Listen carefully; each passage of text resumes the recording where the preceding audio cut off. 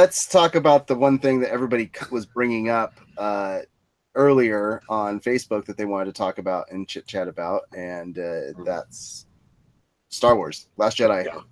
Yeah.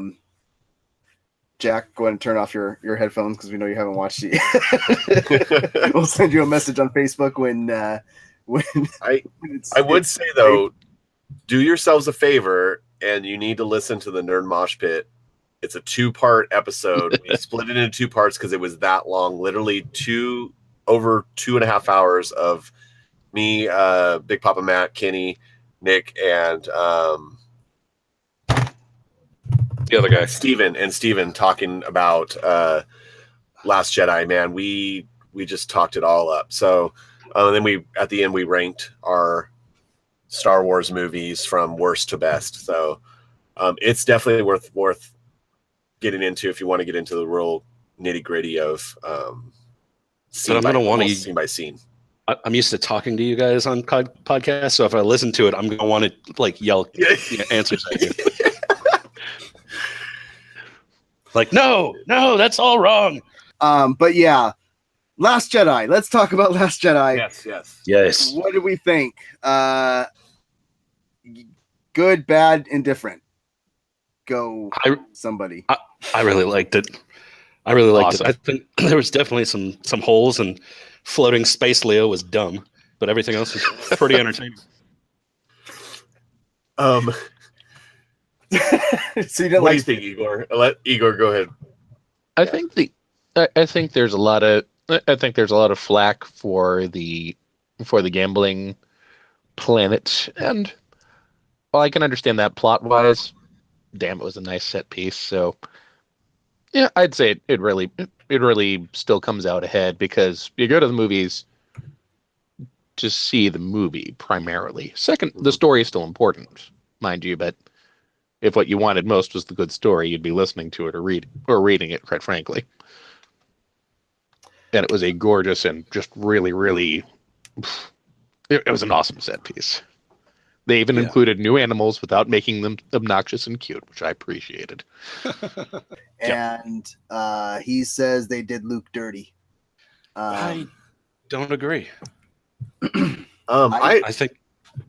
Go Beacon. I loved it. I guess I really, really liked the movie. I didn't love it, but I really, really liked it.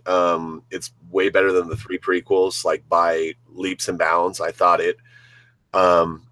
If another podcast I'll promote real quick though is the Fat Man on Batman, Kevin Smith's. His take on Last Jedi is fantastic. If you got 90 minutes to listen to it, it's great. Rian Johnson is a genius. Like the way that you go into that movie thinking you know what's going to happen, and everything you thought that was going to happen didn't happen. And that's really what I enjoyed about it. Is it was new and it was different. And the more I think about it, the more I liked it. And the more I talk about it, the more I like it.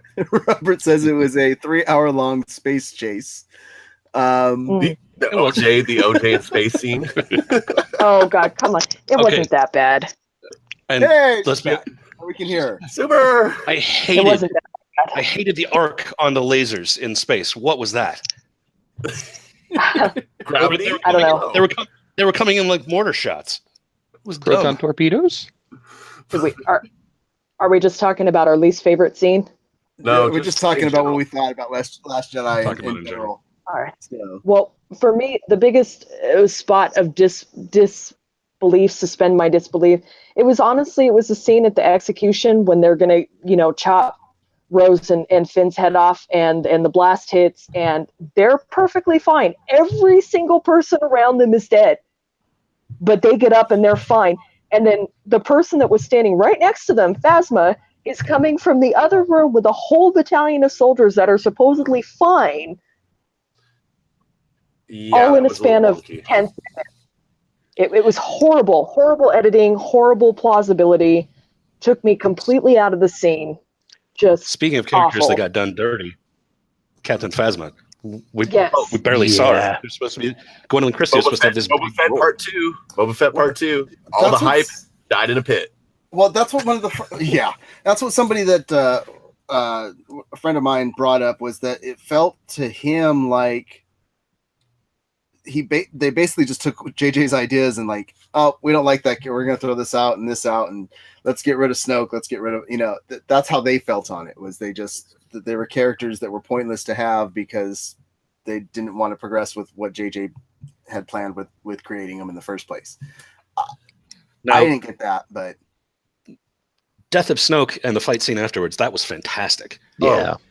By far the best lightsaber fight in any Star Wars movie I've ever seen when they're fighting the Imperial Guards. Fantastic. Epic. Absolutely. I personally thought the killing of Snoke was extremely well done, showing how powerful Kylo's brain actually, how his willpower actually is to trick Snoke that way. Hey, and there's a little bit of Solo in that, like he's totally like being a scoundrel at that moment. He's doing a little sleight of hand, a little trickeration, but yeah, he's also at the same time clouding Snoke's mind a little bit, and yeah, it shows how powerful Kylo really was. And that's why I loved it too. That's why I loved it too, because from a storytelling standpoint too, how often do you get the megalomaniacal mastermind just cut down at the end of the first act? Oh, he was a sideline character. Surprise. Yeah. Surprise. That was beautiful. Ken says not all lame animals. What about the blue milk walrus? Yeah, like Green milk, thank you. That was kind of ridiculous. No, hey, about it on the Nerd Mosh Pit, but it's a throwback to the first time we see Luke. He's on drinking the blue milk. Yeah. He's on the farm drinking milk. Yeah, on Tatooine. So it's there was a ton of throwbacks to New Hope.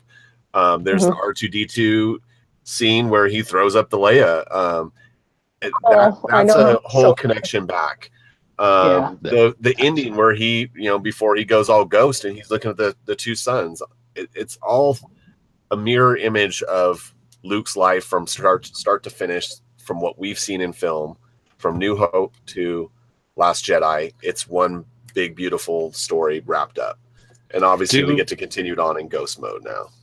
So if we're mirroring Luke's story from the first, the original trilogy, do any of you believe that Rey's parents were really just nobody scrap people from that planet? Yes. Because I don't. Then why would they have the scene of her parents flying away with her holding somebody's hand? The whole thing on this that she said from day one is creating a universe that's bigger than it has been, showing that the universe is way bigger, that it's a huge galaxy. Jedis are not just Skywalkers. Yeah. So the opportunity she just happens to have that much force. Yeah. Yes. Well, here's the thing, though. I don't agree with what Kylo says. Her parents, Kylo's like, your parents are a bunch of like, they sold you for drinking money, basically. I don't believe that part, because they literally leave on a nice ship. So they could be something else, but they're not going to be a character that we're tied to from. Yeah. And I would agree with that. I don't think she's a Kenobi. I don't think she's a Skywalker. I don't think she's connected to Mace Windu or anybody else. It's showing that the Force is like, the whole Force Awaken thing is that Force is now available to more people than what we thought. And you see it at the very end with the little kid. The Force is not just a Jedi thing, and that was what Luke was trying to teach Rey, is that the Force is not just something to be controlled by Jedi. Right.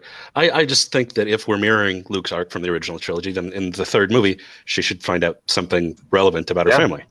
And but if they go the other way, that's fine. Yeah. As for the little kid, did you notice that broom ended up looking an awful lot like a red lightsaber? Yes. At the very end of that scene. A little bit. I wonder how intentional that was. But Ken does make a good point. We need Lando in episode 9. If anybody from Lucas is listening, Lando needs to be in it. So, and I got something for that. He says that please that Lando should bring Lando back by having him answer Leia's call. Have Leia call him to yeah. The casino world was supposed to be ran by Lando, and they were actually going to bring him into this movie. This is what the big scuttle is, and is that Lando was supposed to be in it running the world. So I would think that we should see him in the third one. That would be awesome. I was gonna say both of the freaking Lego movies use Billy D. Williams. Why Star Wars not? Why? I was too busy filming something else.